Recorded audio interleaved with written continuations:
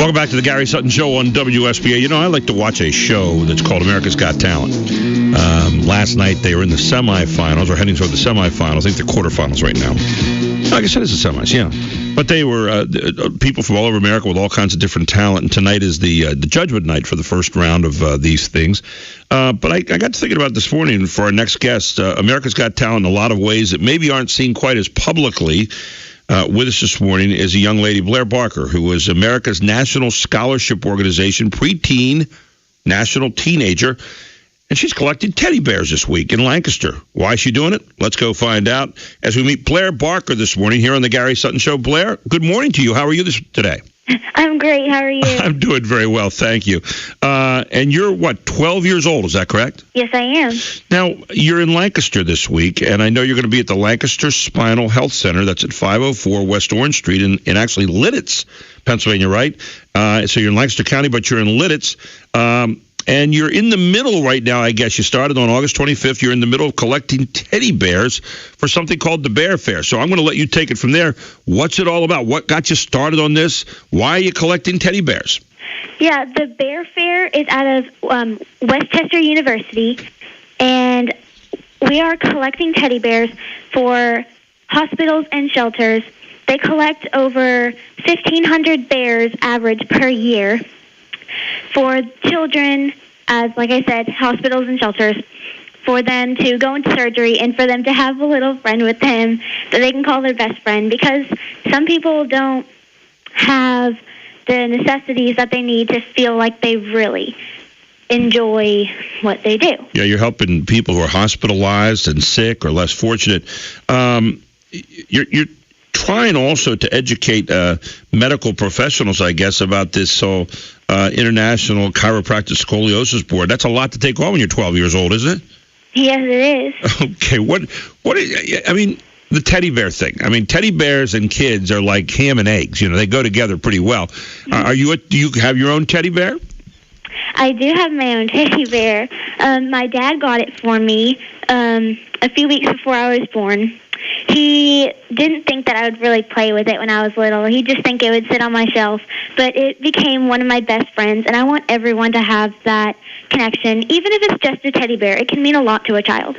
Yeah, you know, we don't think about that, but there are kids out there. I imagine when you're going into a hospital, I imagine when you are sometimes in a shelter, in a bad situation where you're really sick and you feel really lonely, right? And loneliness is not a good feeling that we want to have, right, Blair? Yeah, it is not a very good situation, which is why we're wanting to reach out and promote this so every kid can feel at home like they have a best friend of their own. How did you get involved with Westchester in this whole process, getting out there and collecting these teddy bears? Yes, well, America's National Teenager has partnered with them, mm-hmm. And whenever I got involved with America's National Teenager myself, I went in to Bear Fair, and I wanted to know more about it. So I took this on as one of my personal goals, not just one of my America's National Teenager goals. So you should be on America's Got Talent for doing some pretty good research right here and getting involved in something that's really helping people, maybe not out on the front stage there at Radio City Music Hall, but kind of behind the scenes here, trying to help kids be a little happier, right? Yeah. Blair, I know we're going to be talking also to your mother in a few minutes and also to a doctor about some of the other aspects of this. But what are your goals right now in the number of teddy bears you're trying to get over the next couple of days? And what would you say to people about bringing teddy bears over there to Lidditz? Yes, I don't really have a set number because I just want to get as many as I can. Okay. And I encourage everyone to come down here to the Lancaster Spinal Health Center to donate bears, like any teddy bear. Kids will appreciate it so much, and I really want to help them. I know how much a teddy bear means to a child. It meant so much to me when I was little, and I want everyone to feel that. And especially people, like you said, are hospital sick or hospitalized sick or less fortunate, and you can do that again. Are there special hours that they can get down there today, Blair, and tomorrow? pretty much all day. Okay. There's no limits to generosity. Okay. So the Lancaster Spinal Health Center at 504 West Orange Street, right there in Lidditz, Pennsylvania, until the 29th. We're going to be doing this. Blair, you're a lovely young lady, and I applaud you for taking this on as a project. I think, caring for our fellow people out there is a pretty admirable quality that you have, and I wish you nothing but success now and as you move forward into the future. And what do you want to be someday? Do you have any aspirations or where you're heading someday? Yes, I actually want to be an architect because I would work with my father, who I already know a little about his commercial real estate business. So I want to be able to work with him and go along with him. So I really want to be an architect because I love math and art, which is the perfect combination of the two. Very nice. You know what you ought to do, too? When you build your first big building, put a teddy bear right in the top of it. Just maybe a sculpted teddy bear right in the top, make it the most unusual building in the country. How about that? Yeah, and put a little bow around its neck. There you. I like that, Blair. You're on target here. Let me talk to your mom for just a moment or two. Can I do that? Yeah. Okay. Do we have Mrs. Barker there right now? Good morning. Good morning. How are you this morning? I'm great. You've got to be a proud mother, huh? I am a proud mother. Your daughter sounds like a very sharp young lady, and picked this up on her own on trying to help kids with teddy bears. How'd this all get really started from your perspective as a mom? Well, actually, she's just always kind of given to the community. She's just always been a very emotional type of child who always wanted to do more and help other people. And so in addition, she at home she volunteers for the Boys and Girls Club, and she just always has this little connection that she just wants to give. And again, as she mentioned, her teddy bear that her dad gave her whenever she was a baby, even though she's 12, that is a bear that she still takes with her. Yeah.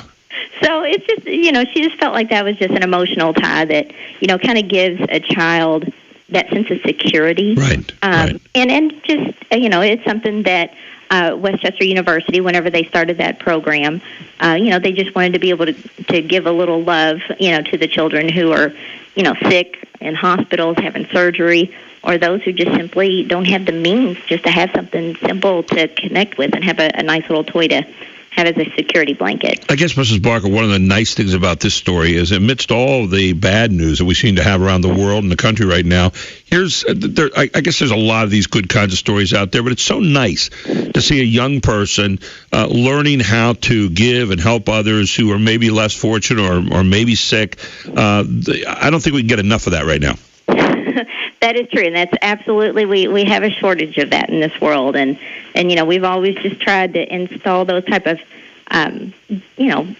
added benefits in our children and just educate them out there that, no matter where you are, and no matter who you are or what age, you can always do something to help, and it might be small, but it still can make a big difference to someone. Yeah, those small things seem to kind of add up over a period of time, and for some of us, it may seem small. For others that receive it, it's huge. I mean, it's gigantic in terms of people who don't have a lot, and all of a sudden they find that someone had the kindness to give them something like that, especially maybe in a desperate situation, especially when you're in the hospital, you're sick, and you just need something, and that turns into a monstrous gift to you.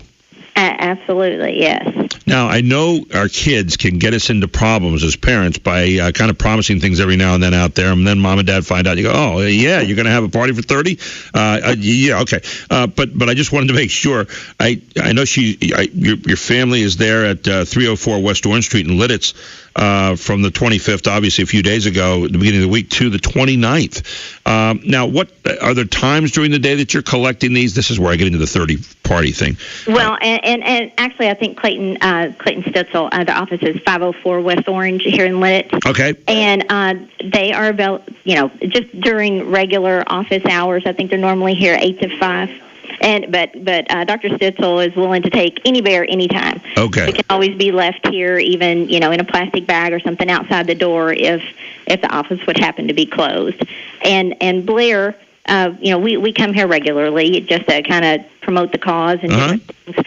But so it is something that typically November is the month that Westchester usually collects for the annual bear fair. Right.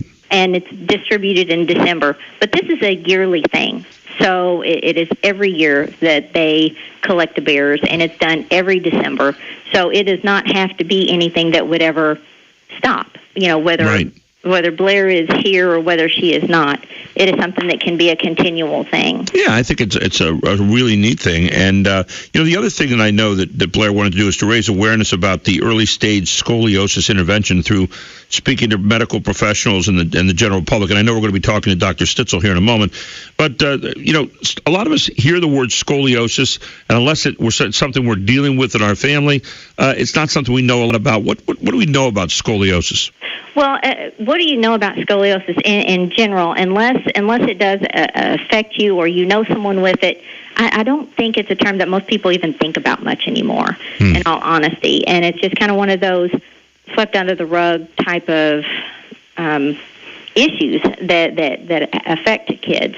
And the issue with scoliosis is it does start out in children.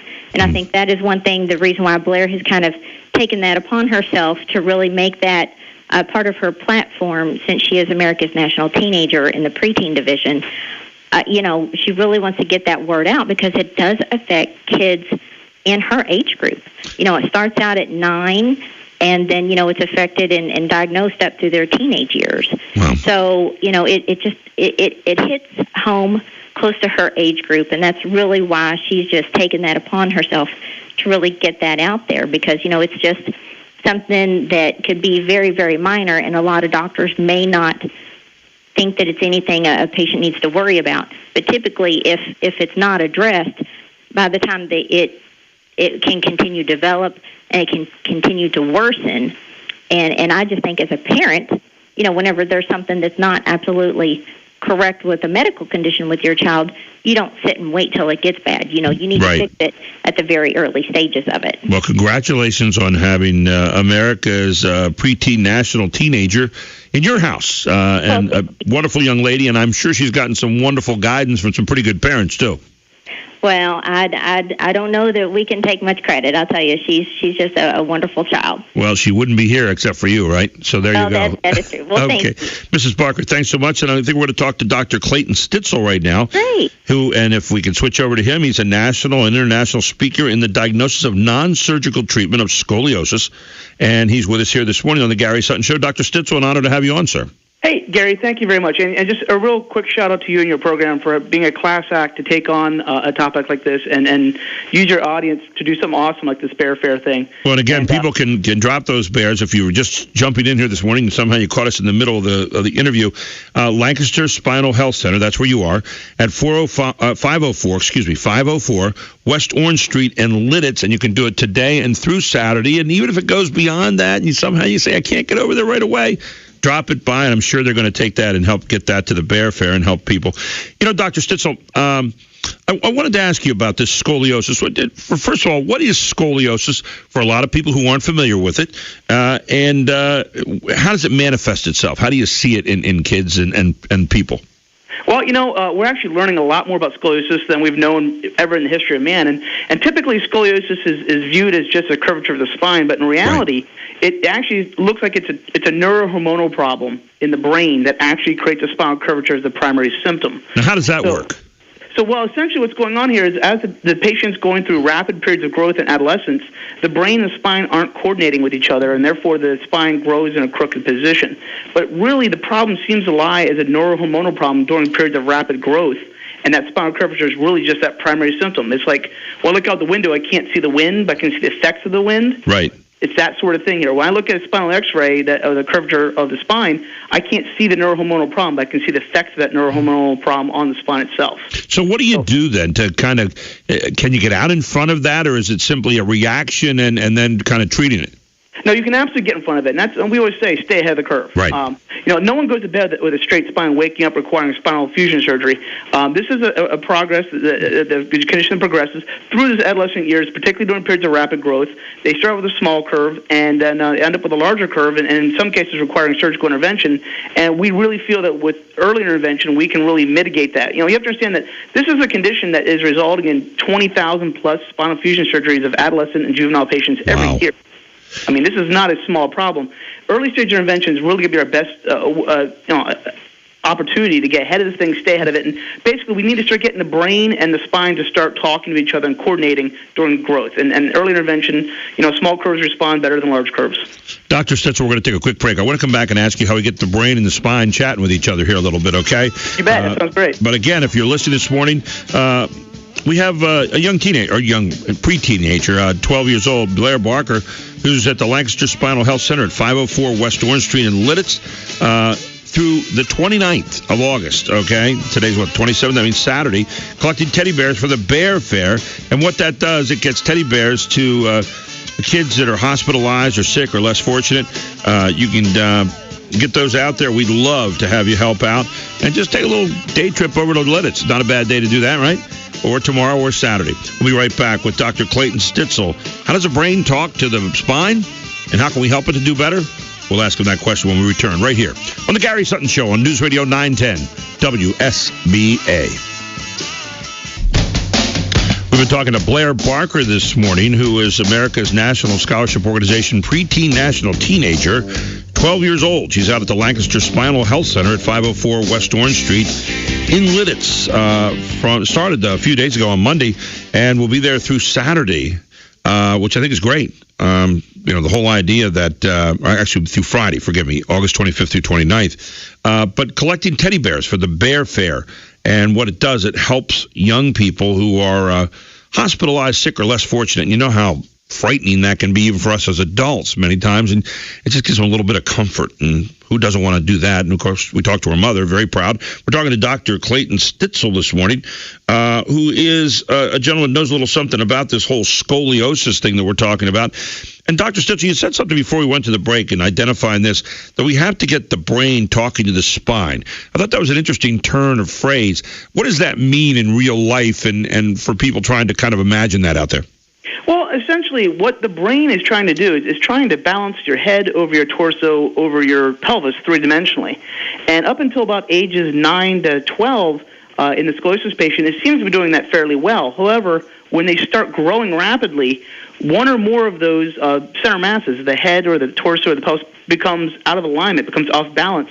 And the spine seems to be sending the message to the brain, but for some reason, when they go through those adolescent growth spurts, the brain stops listening. So we know the message to correct is being sent, but the brain just doesn't get it. The alarm bells don't go off. It doesn't realize there's a problem. So therefore, the brain never initiates that autocorrection message back to the spine to rebalance. We actually had some really nice breakthroughs in terms of neurochemistry and determining that low melatonin levels. Melatonin is actually the hormone that makes you sleep. Right. But also in adolescent patients, you grow while you're sleeping. So melatonin levels not only make teenagers sleep, but it also coordinates the growth while they're sleeping. So that's where we're seeing low melatonin levels in all the scoliosis patients. Now, the obvious solution would be simply just to feed them melatonin. Right. Unfortunately, that doesn't work. We've tried that. We've done a little bit more investigating. We found now that all these kids here have low serotonin levels. Now, serotonin is the hormone that makes you alert and wakes you up. Yeah. But during the... Also keeps you balanced a little bit, too, doesn't it? Well, that's absolutely, mood-wise and otherwise, yeah. So, but what happens is during the day, the sunlight through your eyes produces serotonin, but as the sun goes down and you stop getting that stimulation through your eyes, it starts converting the serotonin into melatonin. And when we have the low melatonin, so the problem here is when you have low serotonin, it leads to low melatonin production. That decrease in production causes the brain to decrease the number of melatonin receptors. Now, you talk a lot about the non-surgical treatment of this rather than just going to a surgery kind of thing right away. What's the non-surgical treatment then that you would use that would move in the right direction? We have about a minute and a half. Sure, of course. Yeah, so what we do is we actually have developed a rehab system that will actually provide the stimulus to the brain to recognize that it's not balancing one of those center masses, the torso, the head, or the pelvis. We actually can artificially send that stimulus to the brain so the brain can then react and realize there's something wrong. So we're just using the exact same neurology that's already in place, but for some reason the brain isn't listening. We're providing the message for it to listen to so it can learn to autocorrect on its own. Now, is this something just peculiar to young people, or is this something that, older people could also do? It might help them who are, experiencing that kind of curvature of spine and so forth. We work with adult patients all the time. Of course, they don't have the same potential as younger patients. Right. But, we do see a lot of adult patients who benefit from our treatment. However, the adolescents with, younger kids with smaller curves are going to do better than older kids with larger curves. That's just nature of how it works. Well, Dr. Stitzel, thank you so much for the information this morning. Thank you for providing your spinal health center over at 504 West Orange Street in Lidditz to be the bear pickup place for Blair, or maybe I should say Blair Bear Barker, right? Because she's doing a great job there at age 12, helping kids, and this will all go eventually to the Bear Fair at Westchester University. Great stuff. Any bear at any time, Gary. Thank you. Okay, and I guess we can all say just grin and bear it. Right. I'm sorry. It was low-hanging fruit and cheap. Dr. Stitzel, thanks so much again. Truly appreciate your knowledge and your insights this morning. You bet. Take care. Thank you.